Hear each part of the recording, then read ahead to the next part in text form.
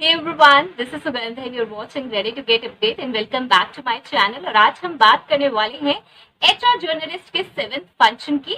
इससे पहले I hope so आप देख चुके हैं कंप्लीट 6 फंक्शंस और एचआर जर्नलिस्ट की रोल्स एंड रिस्पॉन्सिबिलिटीज भी। एक क्विक सा रिकैप ले लेते हैं। अगर आपने नहीं देखे हैं वो सेशंस तो डिस्क्रिप्शन बॉक्स में जरूर चेक कर लीजिए, बिकॉज सारे सेशंस देखेंगे तभी समझ आएगा और तभी मजा भी आएगा, तभी चीजों को समझ पाएंगे, राइट।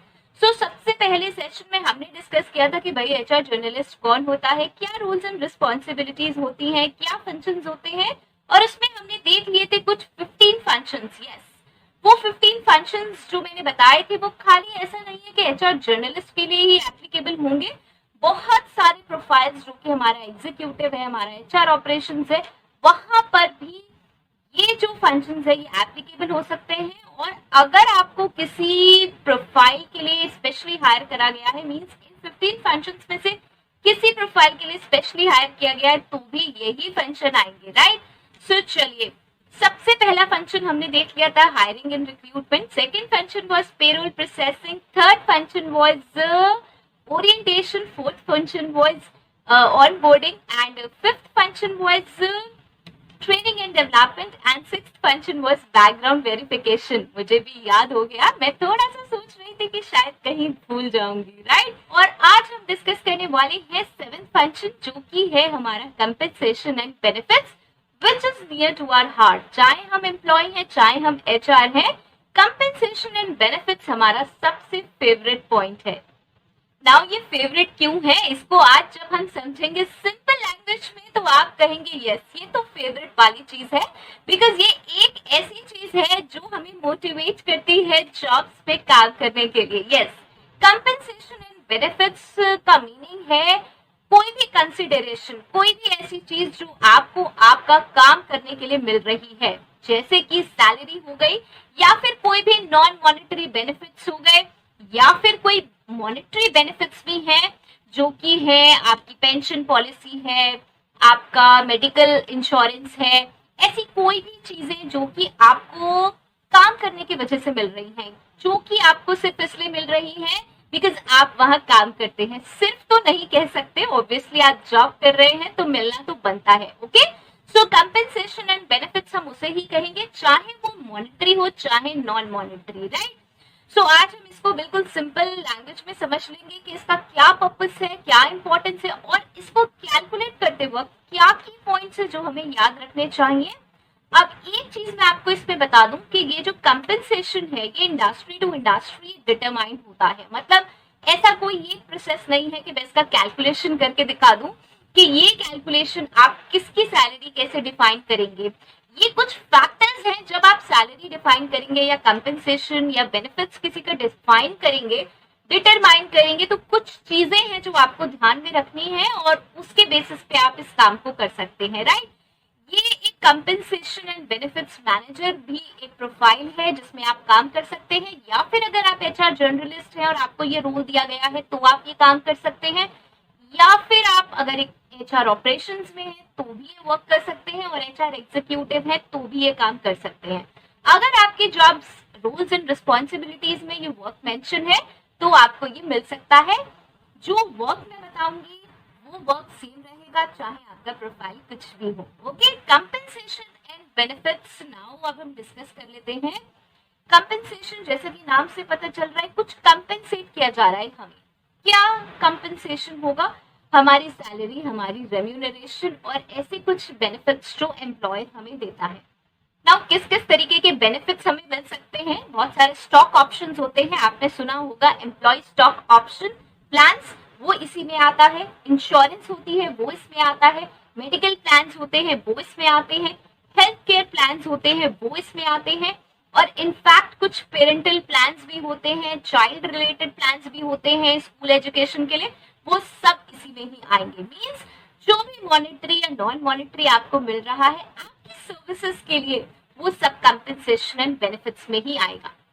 नाउ आप डिस्कस कर लेते हैं कि क्या पर्पस है कंपेंसेशन एंड बेनिफिट्स का। वैसे तो आपको क्लियर ही हो गया होगा, बहुत सिंपल है, लेकिन अगर आप एक एचआर हैं और आपको अगर ये डिफेंड करना है या बताना है कहीं पर, या फिर इंटरव्यू में आपसे पूछा जाता है कि भाई कंपेंसेशन एंड बेनिफिट्स क्यों क्या पर्पस है, तो आप ये आंसर कर सकते हैं। और वैसे भी आपको ये तो पता होना ही चाहिए कि भाई कंपेंसेशन एंड बेनिफिट्स का क्या पर्पस है।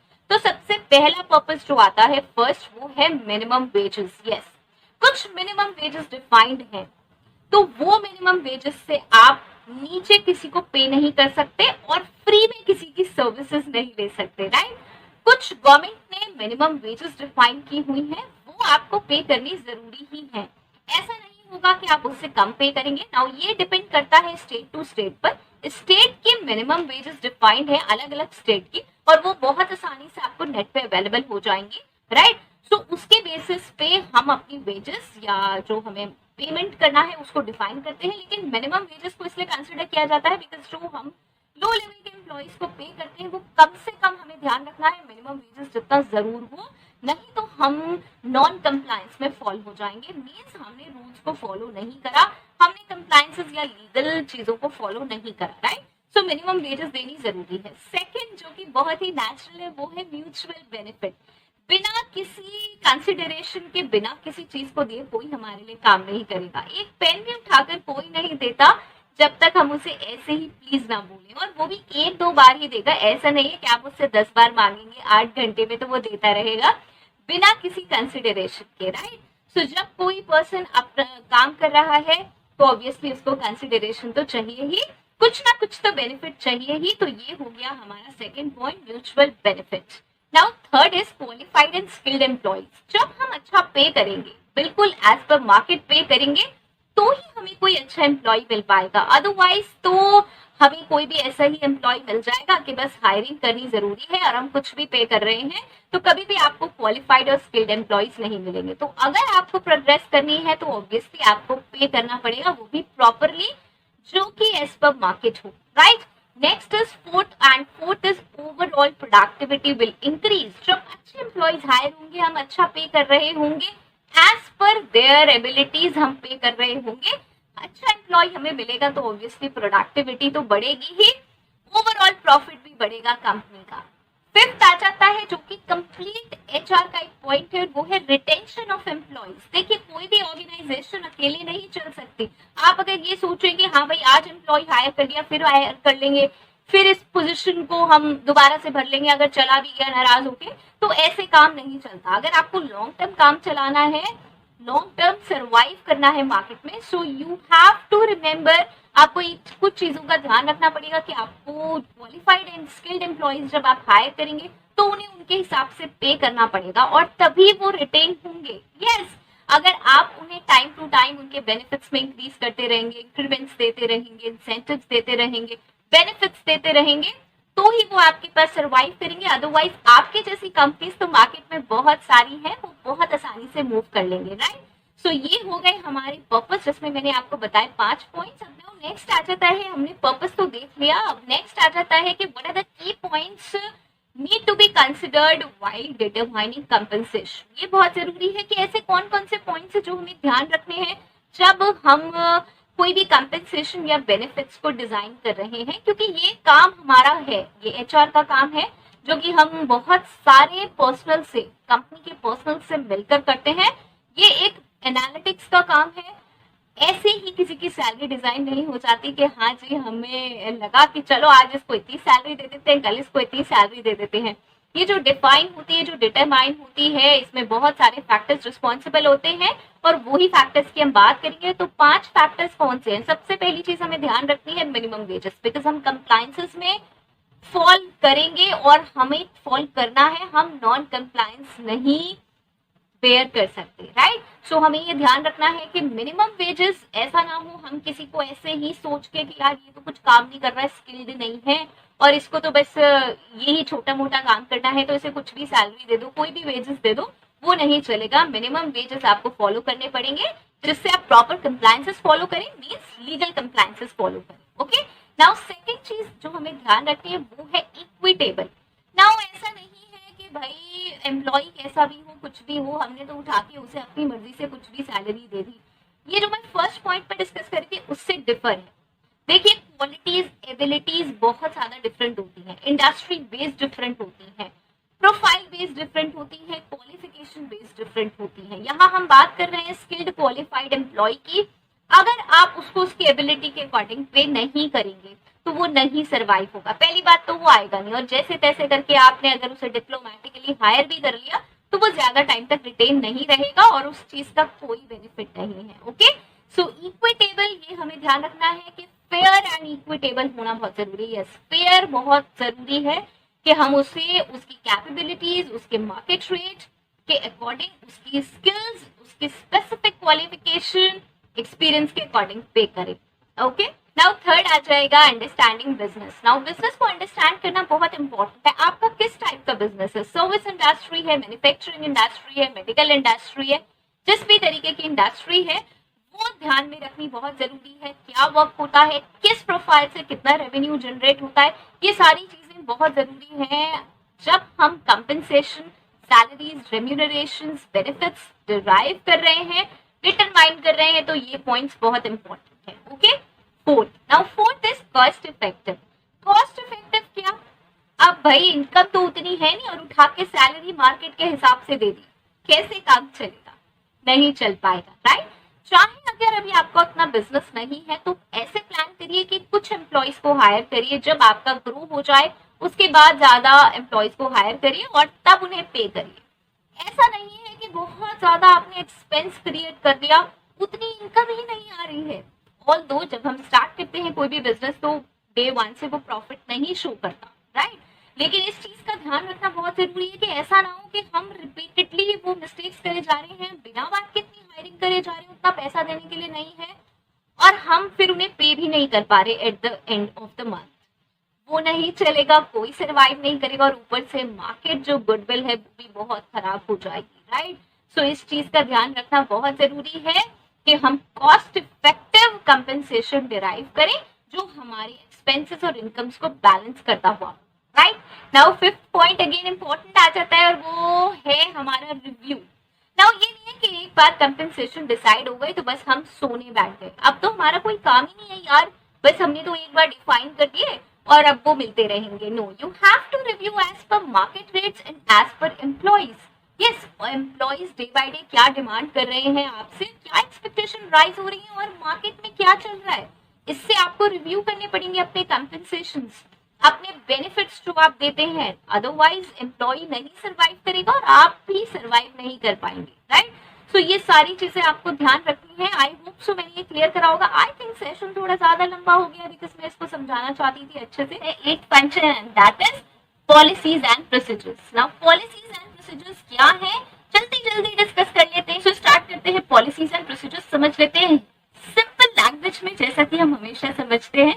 तो पॉलिसीज क्या है, कुछ ऐसे रूल जो कि हम फॉर्म करते हैं, हम मतलब कंपनी के कुछ रूल्स बने हुए हैं जो एक कंपनी में जॉब करने के लिए एम्प्लॉय को फॉलो करने होते हैं। एक ऐसा फ्रेमवर्क या फिर ऐसी गाइडलाइंस जो हेल्प करती है एम्प्लॉय को कोड ऑफ कंडक्ट फॉलो करने में, एक ऑर्गेनाइजेशन में प्रॉपरली काम करने में। मींस ऐसा ना हो कि एम्प्लॉय अपना कुछ भी चलाता रहे, वो जब हमारे ऑर्गेनाइजेशन में आए तो सबके लिए कुछ बेसिक रूल्स हों जिनको फॉलो किया जाए और काम अच्छे से किया जाए, राइट। बिकॉज अगर हम देखें तो एम्प्लॉय जगह जगह से आता है, सबके अपने अपने रूल्स होते हैं लाइफ को फॉलो करने के, लेकिन सबके अलग अलग रूल्स तो नहीं चल सकते कंपनी में।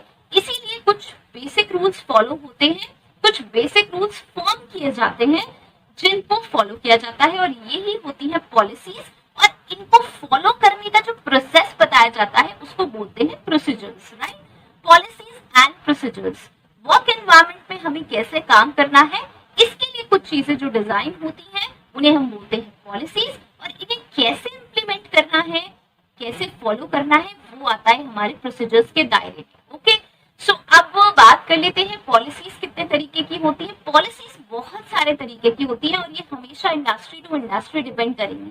अगर मैं यहाँ आपको कुछ 10, 15, 20 पॉलिसीज भी गिना दूं तो आप कहेंगे कि हम इस इंडस्ट्री से हैं, इस इंडस्ट्री में ये वाली पॉलिसी होनी चाहिए, हम मेडिकल इंडस्ट्री से हैं तो वहाँ ये होनी चाहिए, हम सेफ्टी एंड हेल्थ से हैं तो वहाँ ये होनी चाहिए, राइट। सो ऐसे बहुत सारी industry to industry specific policies होंगी, उनके बारे में हम बात नहीं करेंगे। वो जो भी होंगी वो आपके पे एप्लीकेबल हो जाएंगी। अगर आप कोई स्पेसिफिकली देखना चाहते हैं तो आप कमेंट बॉक्स में मेंशन कर सकते हैं, मैं उस पर एक सेशन बना दूंगी कि उस पॉलिसी में क्या होता है।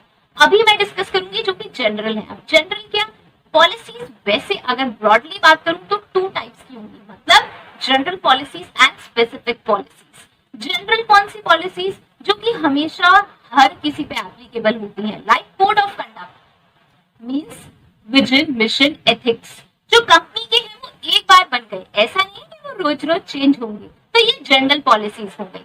जैसा कि ड्रेस कोड या यूनिफॉर्म पॉलिसी हो गई, आपने देखा होगा बहुत जगह ड्रेस कोड या यूनिफॉर्म पॉलिसी होती है, तो क्या वो ऐसी होती है कि आज मन में आया जी मंडे के दिन ये हो गई, ट्यूसडे के दिन ये हो गई, थर्सडे के दिन ये हो गई, फिर नेक्स्ट वीक आए तो फिर मंडे के दिन कुछ और हो गई, ट्यूसडे के दिन कुछ और हो गई। अगर हम डेज बेसिस पे भी किसी ड्रेस कोड को फॉलो करते हैं, लाइक 5 डेज में या 4 डेज में कुछ, और बाद में जो सैटरडेज आते हैं या संडेज आते हैं या फिर कोई ऐसे डेज आते हैं जो कि एक्सेप्शनल है, तो कोई और यूनिफॉर्म होती है, या फिर हमें कहा जाता है कि आप कैजुअल्स में आ सकते हैं, तो भी एक सिस्टम होता है कि वो ही डिफाइंड होता है। ऐसा तो नहीं होता कभी भी कि हर हफ्ते हमारी ड्रेस चेंज हो रही है कि आज आपको रेड पहन के आना है, कल आपको येलो पहन के आना है, फिर आपको व्हाइट पहन के आना है, राइट। तो ये हो गई हमारे जनरल स्टेगनेंट कुछ पॉलिसीज जो कि एक बार बन जाती हैं। ये मैंने आपको थोड़ा फनी तरीके से भी बता दिया, लेकिन मैं सिंपली बताना चाहती थी जिससे कि आपके माइंड में सेट हो कि मैं किस पॉइंट को रेस कर रही हूँ यहाँ पे। दूसरा जैसे कि पार्किंग पॉलिसी, अब ऐसा तो नहीं होगा पार्किंग पॉलिसी जनरल पॉलिसी, ऐसा तो नहीं होगा कि भाई आज पार्किंग पॉलिसी कुछ थी, शाम को गए 5 बजे की बात, कल सुबह आए तो पार्किंग पॉलिसी कुछ और होगी। अरे एक बार पार्किंग एरिया ले लिया तो पॉलिसी तो वही रहनी है, अगर कभी चेंज होगी तो एक आध बार चेंज होगी और वो आपको बता दिया जाएगा, राइट। लेकिन अब आ जाते हैं स्पेसिफिक पॉलिसीज पे। स्पेसिफिक पॉलिसी क्या है, रिक्रूटमेंट पॉलिसी। अब भाई हमें बल्क में हायरिंग करनी है तो रिक्रूटमेंट पॉलिसी कुछ और होगी, और अगर हमें 2 जनों को हायर करना है किसी स्पेशल ऑपरेशंस के लिए, किसी स्पेशल वर्क के लिए, तो उसकी पॉलिसी कुछ और होगी। यस, कैसे रख सकते हैं हम सेम पॉलिसी, क्योंकि बहुत सारी चीजें डिफर है। बल्क में हायरिंग करनी है तो इंटरव्यू का प्रोसेस भी उसी तरीके से होगा, सारी चीजें। अब 2 जने हायर करने हैं तो हम बल्क की तरह से तो उन्हें हायर नहीं करेंगे। किसी को अगर स्पेसिफिक टास्क के लिए हम हायर कर रहे हैं तो उसका इंटरव्यू का जो सेशन है और सारी चीजें हैं वो भी अलग तरीके से डिफाइन होंगी, राइट। सो यही है हमारी स्पेसिफिक पॉलिसी और जनरल पॉलिसी में डिफरेंस। एक बार बन गई जनरल पॉलिसी सबके लिए, वैसे ही स्पेसिफिक पॉलिसीज जो है वो चेंज होती रहेंगी, राइट। चलिए यहाँ हो गया एक मैंने एग्जाम्पल दिया है, इसमें बहुत सारी इधर उधर पॉलिसीज आप में सोच सकते हैं, खुद से भी अंदाजा लगा सकते हैं कि कौन सी जनरल हो जाएगी कौन सी स्पेसिफिक हो जाएगी, और आप जॉब रोल मतलब पर्पस देखकर उन पॉलिसीज को डिफाइन कर सकते हैं। नाउ अब मैं बता देती हूँ ऐसी कुछ 10 पॉलिसीज। यस, वैसे तो बहुत सारी पॉलिसीज है, लेकिन कुछ आइडिया पाने के लिए कि भाई किस टाइप की पॉलिसीज होती है, और अगर इंटरव्यू में पूछ लिया गया कि भाई पॉलिसीज एंड प्रोसीजर्स क्या होते हैं और कौन कौन सी पॉलिसी होती है, तो भाई क्या बताएंगे, तो कुछ पॉलिसीज बता दीजिए। तो मैं बता देती हूँ। सबसे पहली हो गई हमारी एम्प्लॉय की leave and attendance related policy. सबको पता है भाई कुछ ना कुछ सिस्टम तो लीव और अटेंडेंस का होगा ही, ऐसे थोड़ी कि कोई 5 दिन आ रहा है, कोई 10 दिन आ रहा है, कोई सिस्टम ही नहीं है। और अटेंडेंस भी जरूरी है, सैलरी कैसे बनेगी। ओके, सो ये हो गई हमारी लीव एंड अटेंडेंस पॉलिसी। फिर सेकंड देख लेते हैं हमारी रिक्रूटमेंट पॉलिसी हो गई। नाउ ये जो मैं पॉलिसीज बता रही हूँ ये सीक्वेंस में नहीं है, मैंने ऐसे ही रेंडमली बहुत सारी पॉलिसीज पिक करी है और मैंने उन्हें आपको बता रही हूँ। ऐसा कुछ भी नहीं कि ये इसी सीक्वेंस में पॉलिसीज होती है। ओके, कोई सीक्वेंस नहीं है। तो सेकंड हो गई हमारी रिक्रूटमेंट पॉलिसी, जैसा कि मैंने बताया कि रिक्रूटमेंट होगी। थर्ड हो सकती है हमारी ड्रेस कोड पॉलिसी। फोर्थ हो सकती है ट्रेनिंग एंड डेवलपमेंट की पॉलिसी। ट्रेनिंग पॉलिसी, भाई कैसे ट्रेनिंग दी जाएगी उसकी बहुत ही, अगर आप मिड साइज और लार्ज साइज कंपनीज पे देखेंगे तो बहुत ज्यादा वो लोग स्पेंड करते हैं ट्रेनिंग पे, टाइम भी और कॉस्ट भी। तो उसकी प्रॉपर पॉलिसी बनती है कि कैसे कैसे पॉलिसी दी जाएगी, कैसे कैसे ट्रेनिंग दी जाएगी और कैसे कैसे उसका इवैल्यूएशन भी होगा टाइमली। ओके, उसके बाद आ जाएगी हमारी कंपेंसेशन एंड बेनिफिट पॉलिसी। अब नाउ आप सेशन चेक कर लीजिएगा, कंपेंसेशन एंड बेनिफिट का सेशन इससे पहले ही आया है। ओके, उसकी भी पॉलिसी बनेगी प्रॉपर। ऐसा नहीं है कि किसी को कुछ भी कंपेंसेशन कोई भी बेनिफिट दे दिया जाएगा, right. Next is performance appraisal policy. भाई काम कर रहे हैं एम्प्लॉइज तो परफॉर्मेंस अप्रेजल तो देना पड़ेगा, तो उसकी भी एक पॉलिसी होगी। उसके बाद आ जाती है हमारी सेक्सुअल हरासमेंट पॉलिसी। ये बहुत इंपॉर्टेंट पॉलिसी है और ये होनी बहुत मैंडेटरी है, राइट। उसके बाद आती है हमारी टर्मिनेशन पॉलिसी। भाई किसी को भी ऐसा तो नहीं कह सकते कि भाई ऐसे ही निकाल दिया, कुछ पॉलिसी बनानी पड़ेगी, उसे कुछ शो कॉज नोटिस देने पड़ेंगे, या फिर अगर रैंडम भी करना है तो उसके क्या रीजंस होंगे, तभी हम टर्मिनेट कर सकते हैं। ओके, सो ये प्रॉपर आपको पॉलिसीज फ्रेम करनी होगी। इसके बाद हमने कोड ऑफ कंडक्ट की बात की थी, ये सबसे पहली पॉलिसी आती है, मैं बहुत लेट बता रही हूँ। कोड ऑफ कंडक्ट मतलब हमारे विजन, मिशन, एथिक्स, उसमें मेंशन है वो सारी चीजें। अगर आप कोई देखना चाहते हैं कि किस तरीके की होती है पॉलिसीज, तो आप मुझे जरूर मेंशन करें, मैं उसका एक सेशन बना दूंगी। ओके, यहाँ बार बार सारी चीजें बहुत ज्यादा डिटेल में डिस्कस नहीं हो पाएंगी क्योंकि बहुत सेशन बड़ा हो जाएगा। मैं थोड़ा थोड़ा आपको बताना चाहती हूँ, आइडिया देना चाहती हूँ किस किस टाइप की पॉलिसीज होती है। ओके, उसके बाद ग्रेचुटी पॉलिसी। ग्रेचुटी हम सबको पता है 5 इयर्स सर्विस हम कंप्लीट कर लेते हैं तो उसके बाद उसके लिए हम एलिजिबल होते हैं, तो उसकी भी एक प्रॉपर पॉलिसी होती है। ऐसा नहीं है कि भाई किसी को भी ग्रेचुटी उठा के दे दी, राइट। उसके कुछ प्रोविजंस होते हैं, वो सारे मेंशन होते हैं पॉलिसी में। ओके, उसके बाद होती है ट्रेवल पॉलिसी। अगर आप लोकल कहीं जा रहे हैं या आउट स्टेशन जा रहे हैं, मीन्स अगर हम किसी भी एम्प्लॉय को कहीं भेज रहे हैं तो कुछ ट्रेवल पॉलिसी तो होगी जिसमें ट्रेवल रिलेटेड बेनिफिट्स के बारे में कुछ मेंशन होगा, राइट। सो यहाँ आ जाएगा हमारा वो ट्रेवल पॉलिसी में। उसके बाद एम्प्लॉयमेंट कॉन्ट्रैक्ट पॉलिसी, ये बहुत इंपॉर्टेंट है। एम्प्लॉय काम कर रहा है तो एम्प्लॉय की कॉन्ट्रैक्ट पॉलिसी भी होगी जिसमें कुछ टर्म्स एंड कंडीशंस मेंशन होंगी कि आपकी क्या कॉन्ट्रैक्ट है, राइट। सो ये उसमें आ जाएगा। उसके बाद आएगी मैटरनिटी पॉलिसी। यस, ये मैंने बहुत लेट बताया है, ये भी एक पॉलिसी है जो हमें ध्यान रखना है। प्रेग्नेंट केस वुमेन कैसे ट्रीट होंगी, उनका क्या प्रोसीजर है, ये सारी चीजें उसमें मेंशन होंगी। उसके बाद आएगी work from home policy. Work from home policy अब कुछ टाइम से ज्यादा इम्पोर्टेंस में आ गई है। पहले भी बहुत जगह थी जहां पे वर्क फ्रॉम होम चलता था, लेकिन स्पेशली अभी 1-2 साल से जब ये कोविड का टाइम आया तो वर्क फ्रॉम होम पॉलिसी बहुत ज्यादा इंपॉर्टेंट है। इसमें बहुत सारी चीजें मेंशन होंगी वर्क फ्रॉम होम की, कि भाई आपको कितने आवर्स होना है अवेलेबल, कैसे आपकी अटेंडेंस काउंट होगी, ये सारी चीजें जो कि वर्क फ्रॉम होम से रिलेटेड प्रॉब्लम्स आती है, सब पॉलिसी में हम डाल देंगे। ओके, इसके बाद आ जाती है हमारी लास्ट, और ये है कुछ 15th पॉलिसी। मैंने आपसे कहा था कि मैं सिर्फ 10 पॉलिसीज बताने वाली हूँ, लेकिन बताते बताते मैं बहुत सारी पॉलिसीज वो भी बता दी जो मेरे पॉइंट में नहीं थी, नोट में नहीं थी, लेकिन अभी अभी मुझे याद आई तो मैंने वो भी पॉलिसी मेंशन कर दी। इसके भी अलावा बहुत सारी हो सकती है, इसलिए मैंने स्किप नहीं करी कि ज्यादा देने में कोई बुराई नहीं है। ओके, सो नेक्स्ट आ जाएगी हमारी कोई भी अदर पॉलिसीज, लाइक हमारी हेल्थ एंड सेफ्टी से रिलेटेड है, डिसिप्लिन से है, ग्रीवियंस से रिलेटेड है, ये सारी कोई भी अदर पॉलिसीज हम 15th पॉइंट में हम इसे डिफाइन कर सकते हैं। ओके, सो मेरी तरफ से ये डन है। आई होप सो ये बेनिफिशियल होगा। किसी भी पॉलिसी को आप स्पेसिफिकली देखना चाहते हैं, आप लीव्स के बारे में कुछ जानना चाहते हैं, और भी किसी पॉलिसी के बारे में जानना चाहते हैं, तो प्लीज मुझे मेंशन करें। अगर पॉसिबल होगा तो मैं कमेंट सेक्शन में बताऊंगी, और अगर वो डिटेल होगी तो मैं उसका एक डिटेल सेशन जरूर करूंगी। राइट है 9th function, and that is performance appraisal. चलते हैं परफॉर्मेंस अप्रेजल, और इसका मतलब हम यहीं से निकाल लेंगे। परफॉर्मेंस अप्रेजल क्या है? ये है evaluation of performance of employees. Performance employees की चेक करना, इवैल्यूएट करना कि भाई जो काम दिया गया है वो सही सही हो रहा है या नहीं हो रहा है, कैसी परफॉर्मेंस है भाई, क्या जो काम कर रहे हैं वो बहुत अच्छा कर रहे हैं, एक्स्ट्राऑर्डिनरी, या फिर काम बहुत नीचे लेवल का हो रहा है, तो कुछ सोचना पड़ेगा, कुछ ट्रेनिंग्स देनी पड़ेंगी, या फिर अगर बात आई तो भाई रिमूव भी करना पड़ेगा, क्योंकि ज्यादा कॉम्प्रोमाइज नहीं कर पाएंगे। लेकिन कोई बहुत अच्छा काम कर रहा है तो उसको इंक्रीमेंट्स, प्रमोशंस, हाइक्स भी देने पड़ेंगे। ओके, एक चीज जो यहाँ पर आती है वो आती है कि ये हम मिसअंडरस्टैंड करते हैं, जो अप्रेजल वर्ड है उसको इंसेंटिव से या इंक्रीमेंट से।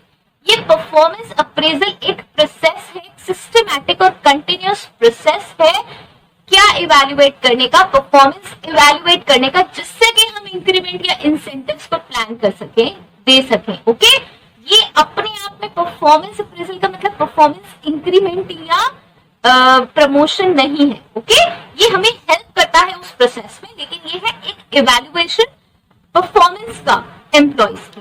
ओके, और ये कंटिन्यूअस सिस्टमैटिक प्रोसेस है जो कि कुछ मेथड्स के थ्रू किया जाता है। बहुत सारे मेथड्स यूज होते हैं, पहले जान लेते हैं इसकी इंपॉर्टेंस। वैसे तो अभी तक आप समझ ही गए होंगे कि इसकी इंपॉर्टेंस क्या है, बट स्टिल एक सेशन कर रहे हैं तो इसकी कुछ 5 हम इंपॉर्टेंस भी डिस्कस कर लेते हैं। सबसे पहली इंपॉर्टेंस ये जान लेना कि एक पर्सन की परफॉर्मेंस कैसी है, जैसा कि मैंने पहली बार बताया। सेकेंड चीज, क्या है?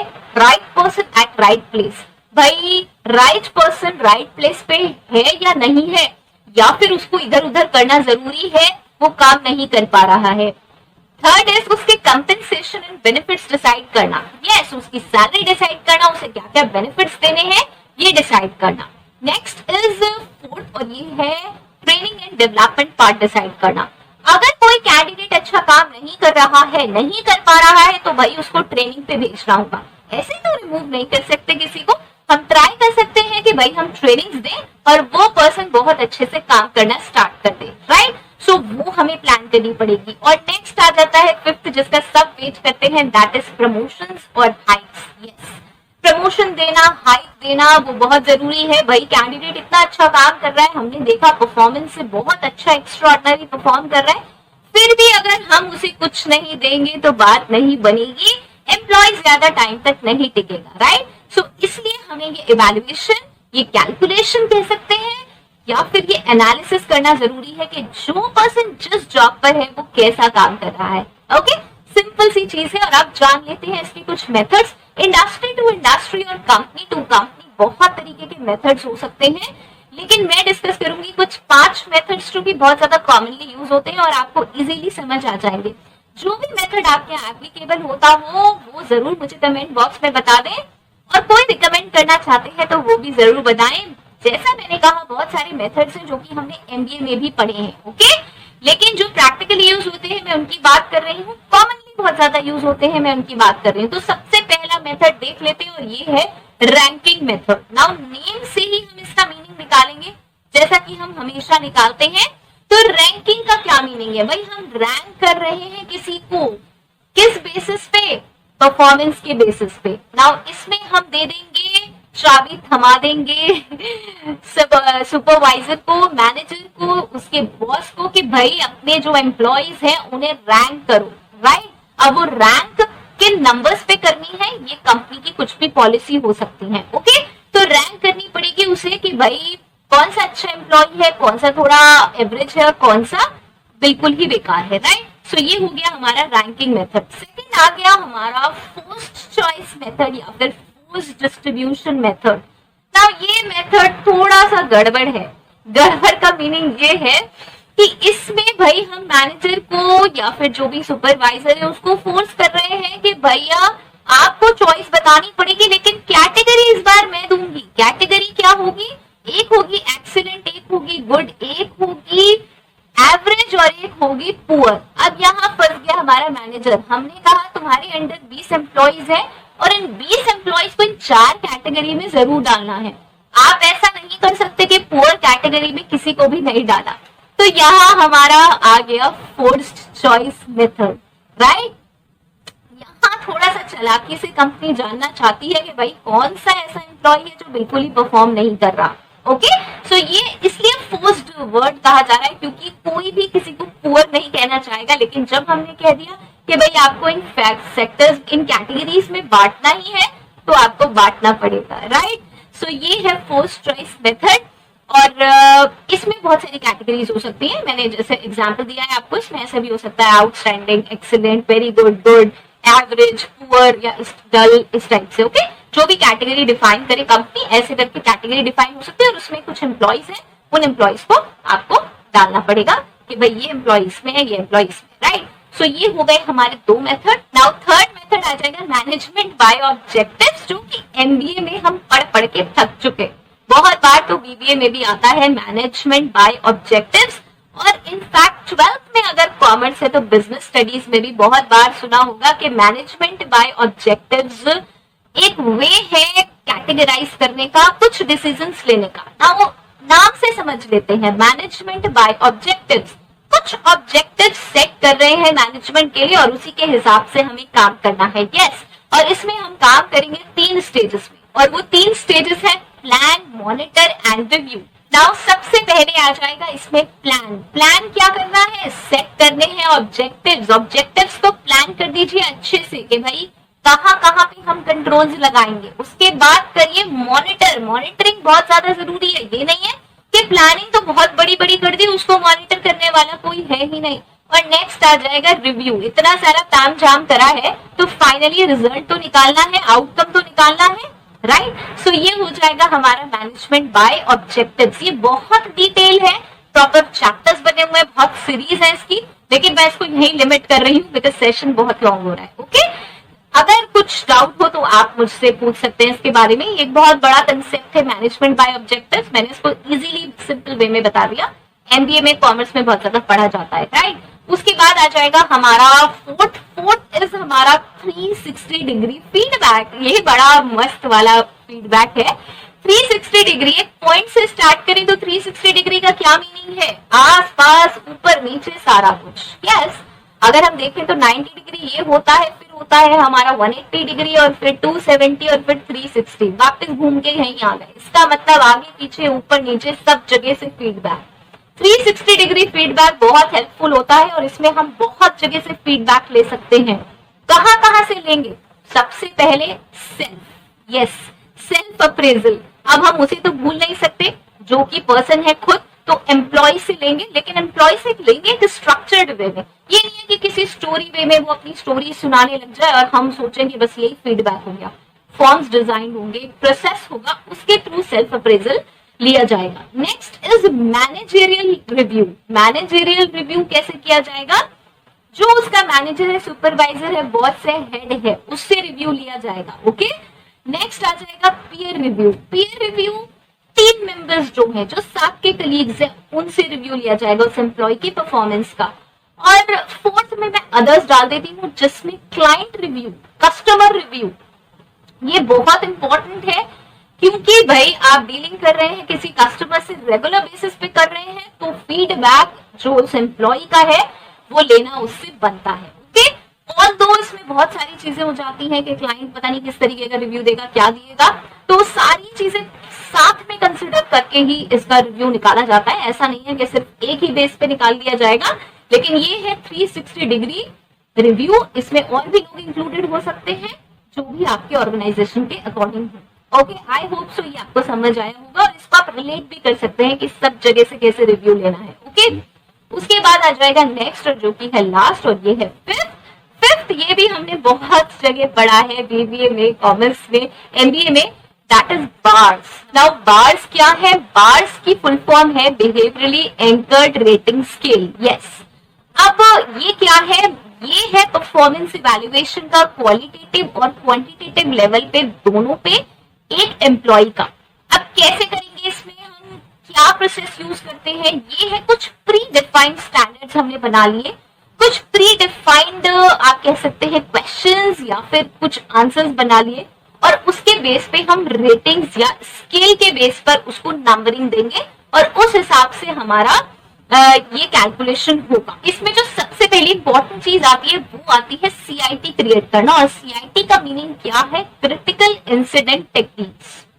अब इसको मैं ज्यादा टफ नहीं करती हूँ, मैं आपको इसे बताने की कोशिश करती हूँ बिल्कुल सिंपल लैंग्वेज में। आप कोई भी एप्लीकेशन डाउनलोड करते हैं और उसको यूज करते रहते हैं, कुछ दिन में आप देखेंगे आपके पास एक मैसेज ब्लिंक होता है और वो पूछता है कि आर यू सेटिस्फाइड, और इसको रेट कीजिए, गुड, वेरी गुड, इस टाइप से बार्स बने होते हैं कुछ, राइट।